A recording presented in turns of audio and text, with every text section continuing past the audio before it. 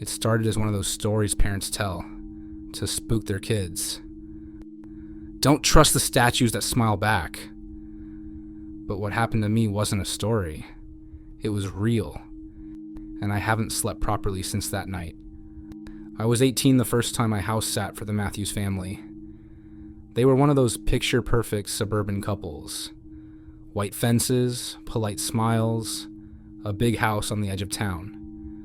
They had 3 kids, all under 10, and needed someone to watch them while they went out of state for the weekend. It sounded easy.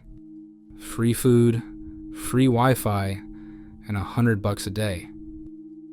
I'd done babysitting gigs before, but nothing this big. When Mrs. Matthews gave me the tour, she pointed out all the rooms, kitchen, bedrooms, study, and told me, whatever you do, keep the doors locked after dark. And if the kids say they hear someone laughing, it's just the old pipes. Weird thing to say, right? The first night was calm enough. The kids fell asleep around 9, and I settled on the couch, scrolling my phone. By midnight, I was half asleep when I heard it, soft laughter. A child's giggle echoing through the hallway. I got up, checked the bedrooms. All 3 kids were fast asleep.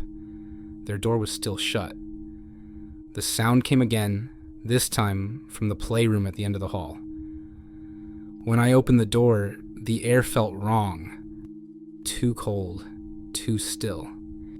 In the center of the room stood a life-sized clown statue. Painted face, red curls, big smile. It was propped on a wooden base, holding a bunch of faded balloons. I'd never seen it before. Its glass eyes were fixed directly at the kid's bedroom door.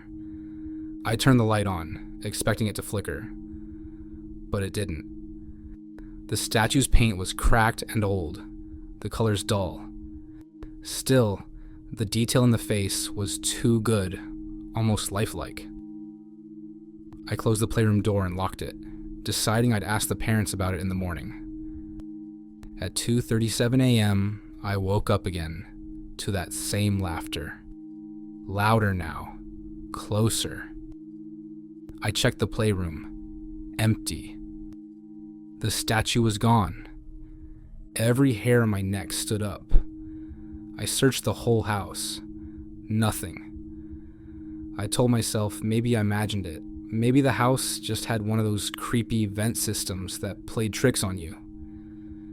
Then I went back to the living room and froze.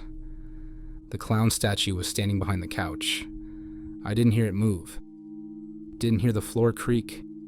It was just there, inches away, head tilted like it was listening. The painted smile looked wider than before.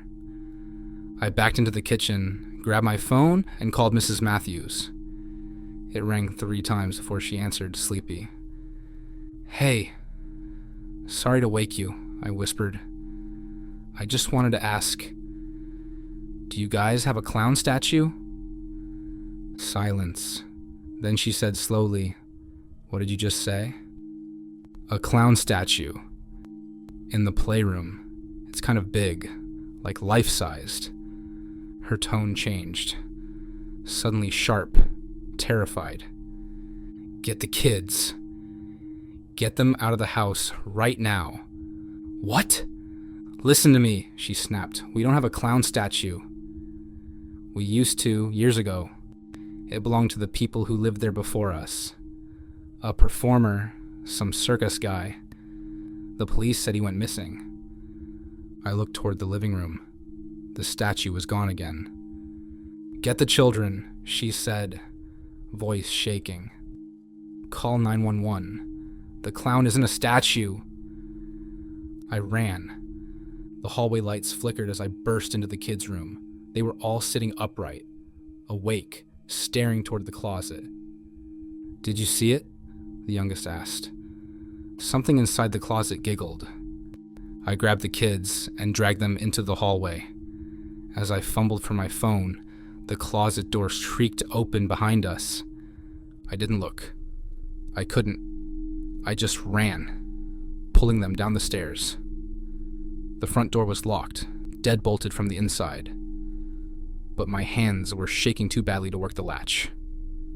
Behind us, footsteps padded down the stairs. Slow, deliberate, bare feet on wood. Then that voice, cheerful, almost musical. "Why are you leaving the party?" I finally got the lock loose and shoved the kids outside.